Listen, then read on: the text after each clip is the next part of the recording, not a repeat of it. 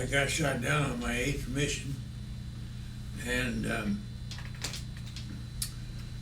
like everybody here, I escaped or evaded.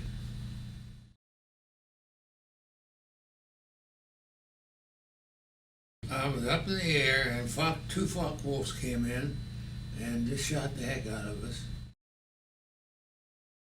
I took off from Thurley, England. That was our base. I was in the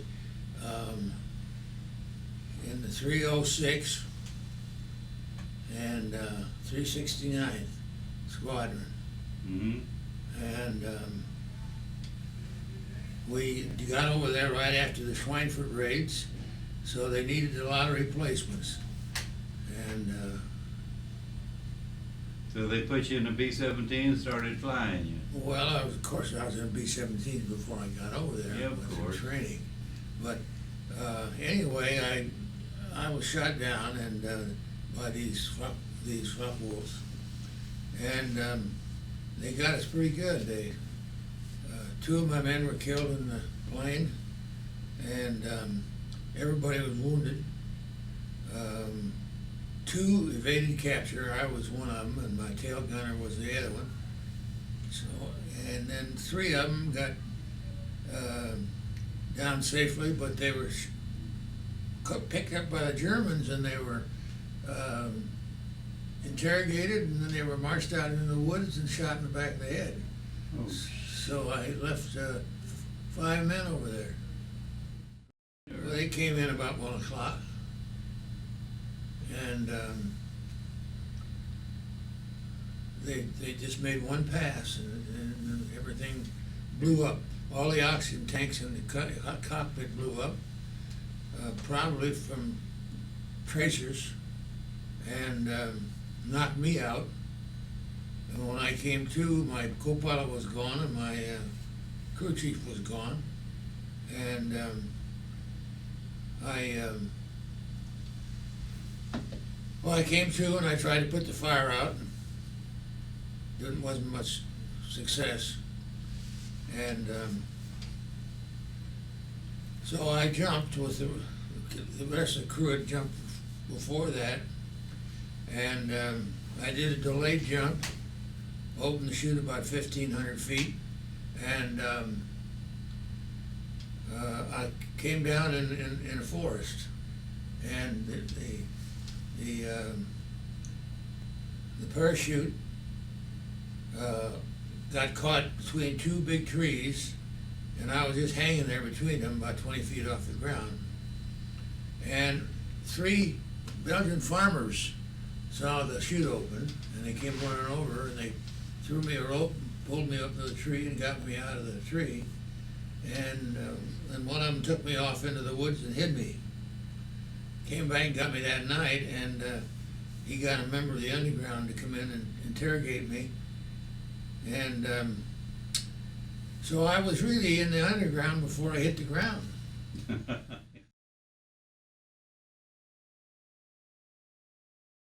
Took me in the woods. I was limping along with my arm around one of the guy's shoulder, and he told me to stay hidden there in the brush, and he'd come back and get me at night.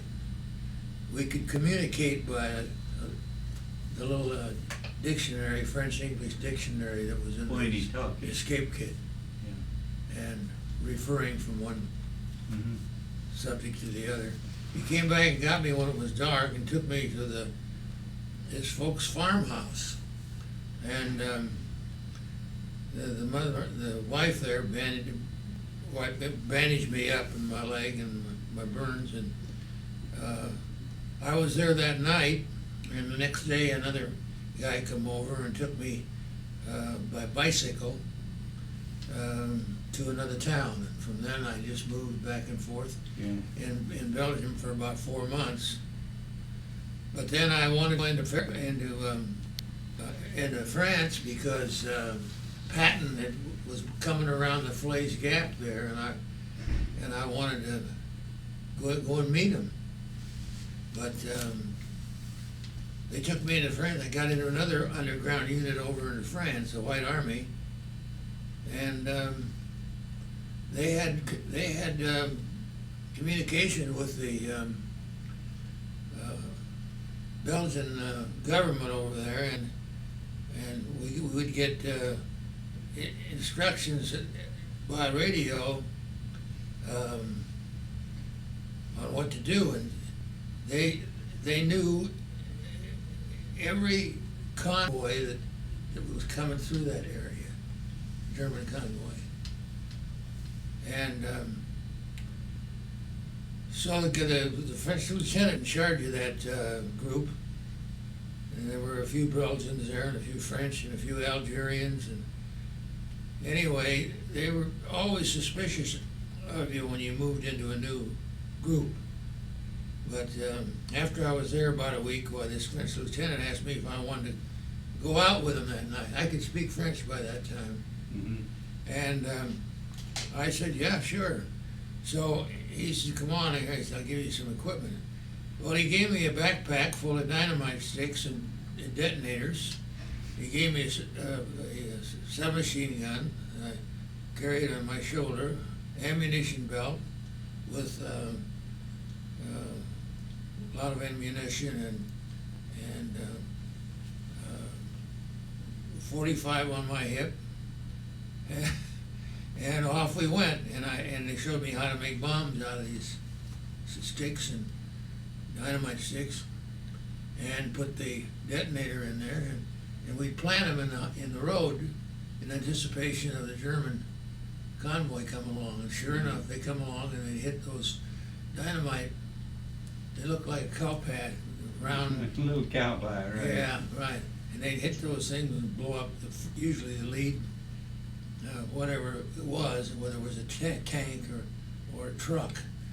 They'd blow up, and it was mainly just a harassment.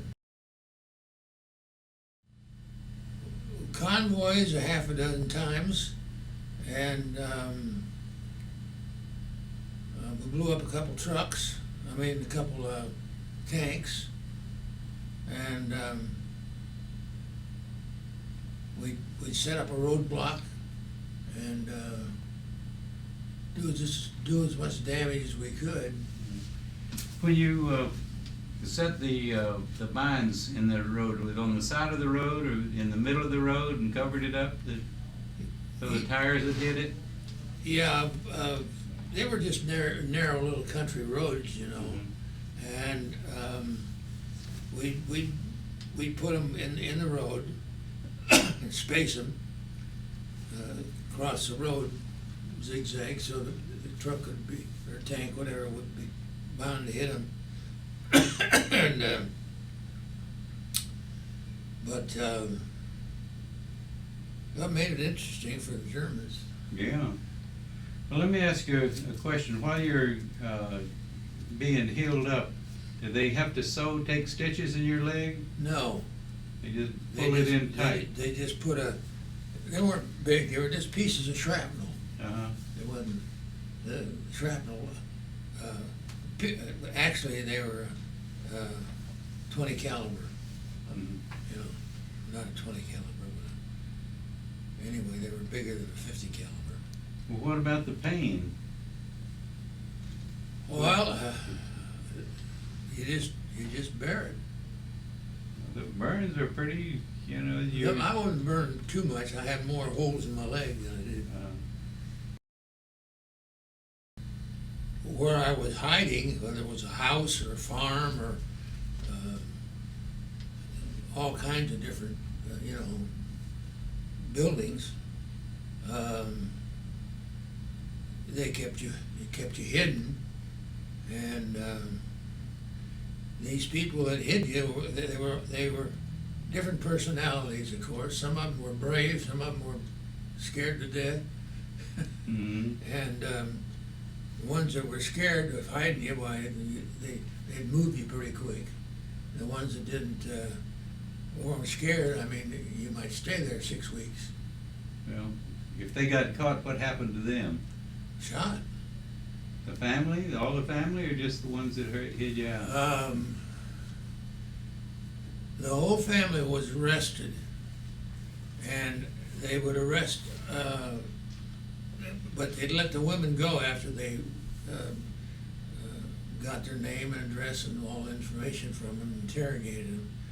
And they would arrest all the men in the family. And of course, there weren't too many men in the families. They're old men, because all the young men were in the labor gangs. But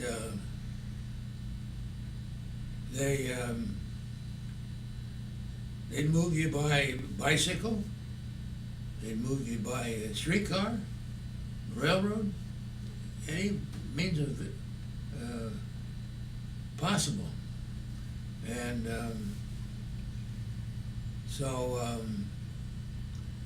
but then when I went into France, why I went by bicycle.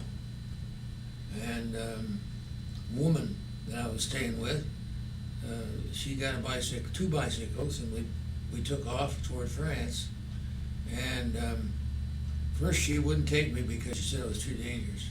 I said, well, give me a bike and I'll go by myself, because I didn't want to endanger her life. Mm-hmm. But she finally said she'd take me, and we went west.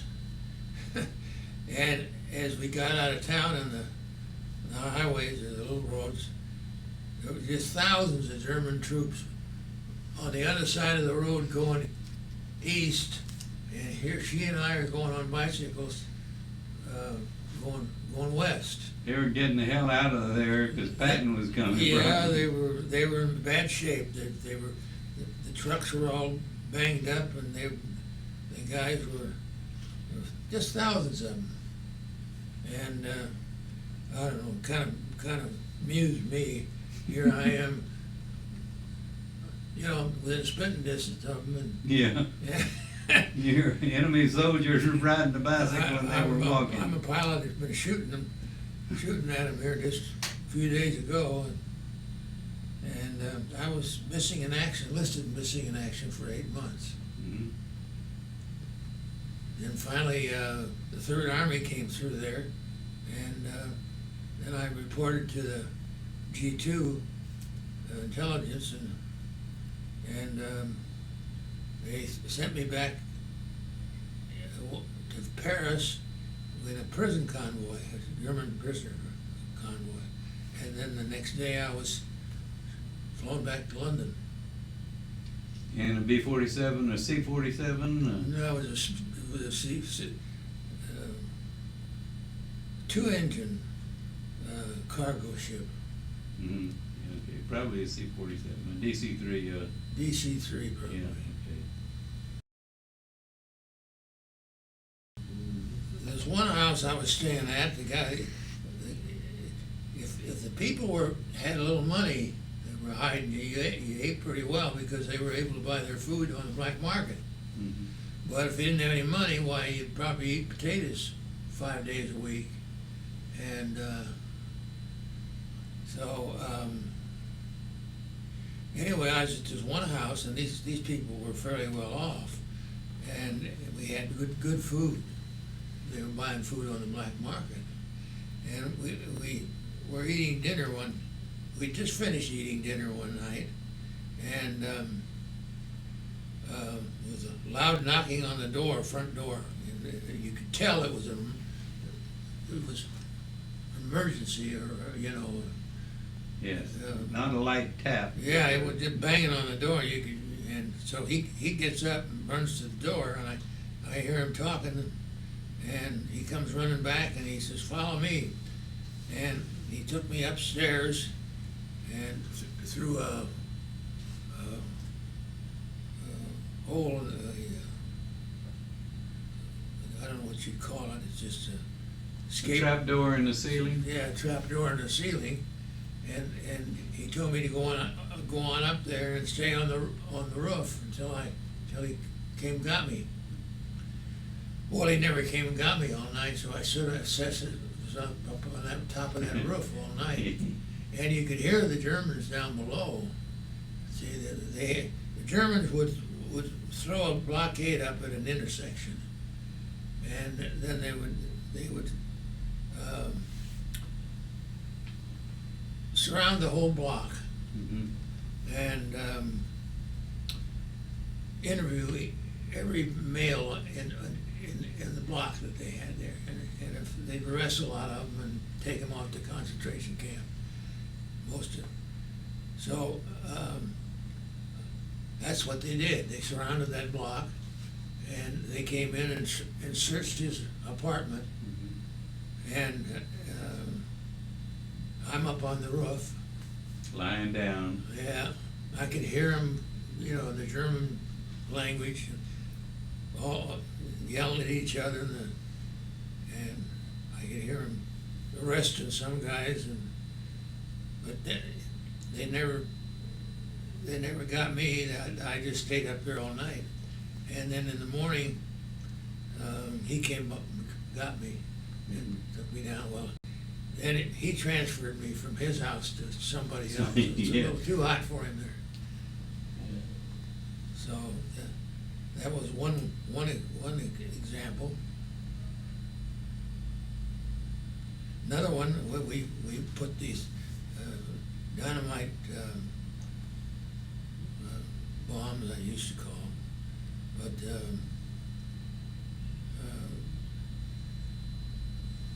the convoy came along, and there was a truck leading it, and the truck ran over one of these bombs and blew the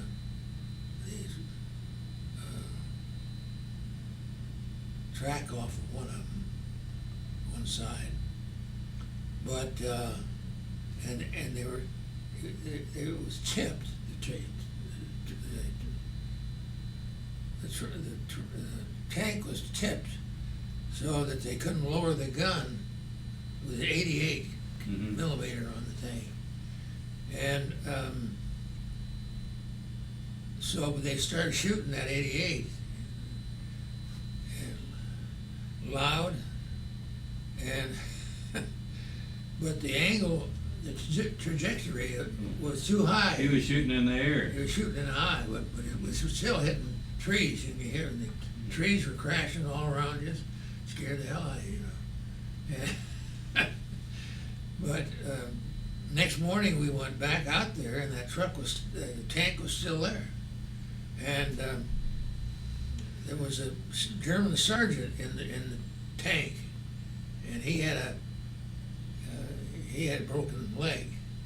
I don't know whether he broke it when he got hit by a shell, or whether he broke it just when the tank tipped. But we took everything he had in there. He had some cigars and a bottle of cognac, and we took that. And You left him there? yeah, I left him there. Okay. We didn't know what to do with him. We didn't want to have to. Didn't want to kill him. No. Yeah. All food of any kind, you know, like cattle or livestock, crops, poultry, eggs, you know, it's all supposed to be turned into the government. And how did black markets just start, you know?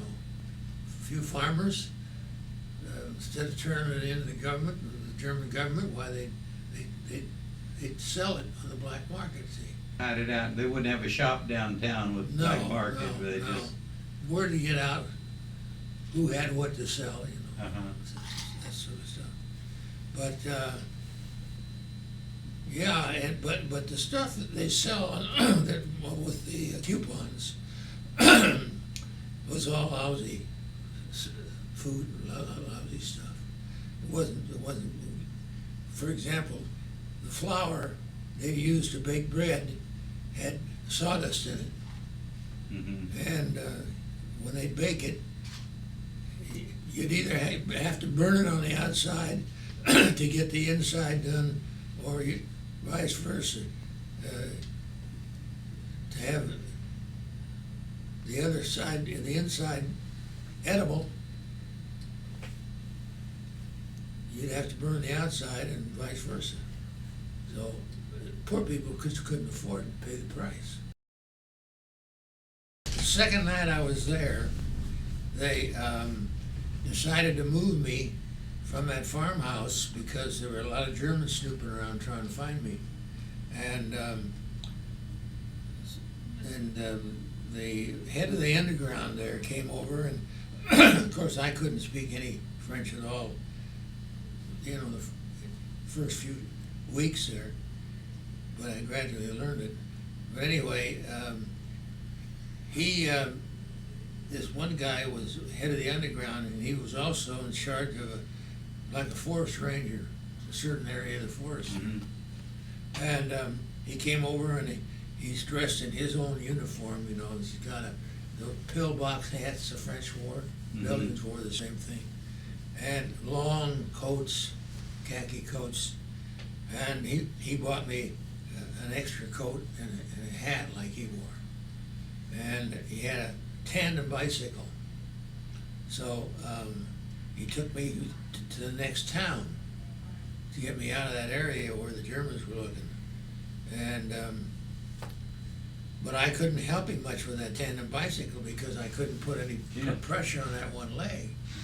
And so I would just, as pedals came around, I'd kick that pedal with my good leg, and that's about all I could do. And we were going up a hill, and I had to get off and use the bicycle as a crutch. And we were going up this hill, and it was a miserable night. It was cold and black as the ace of spades, and raining like cats and dogs.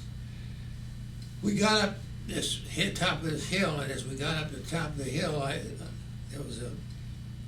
saw a door from a building open, and it was off the road quite a ways, maybe a couple hundred yards, or 100 yards, whatever. And you could just see the outline of the people as they came out of this building. And as the door opened, there was music and dancing and all. It was a nightclub. Mm-hmm. And we got up top of the hill, here come two German officers with two women. They're really looped.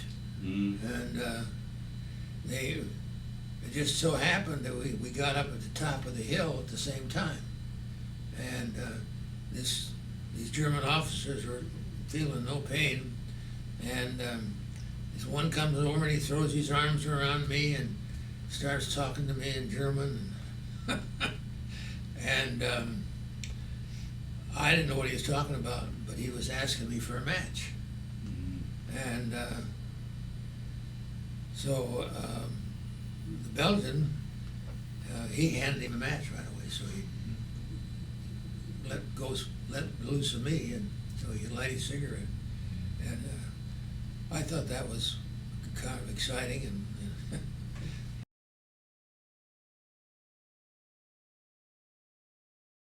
they're all dead. I corresponded with him from the time I got back to the States until they died.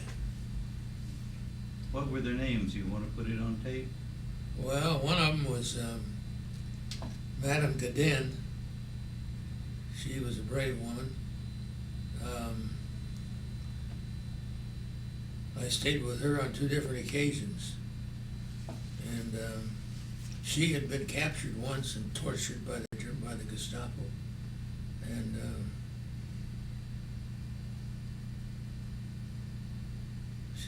And then the guy that the house I was at, where they pounded on the door and were searching the houses while I was up on the roof. His name was Maurice Bayou. I can remember most of them. Mm-hmm. Well, what do you think about them?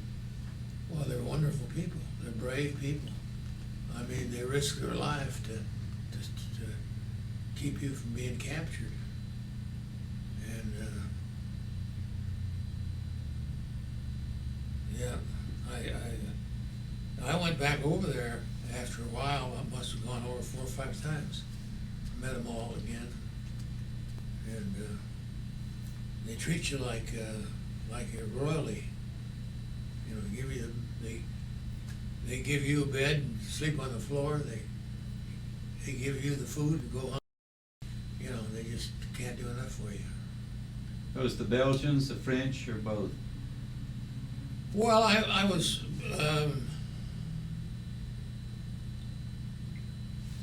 I was more,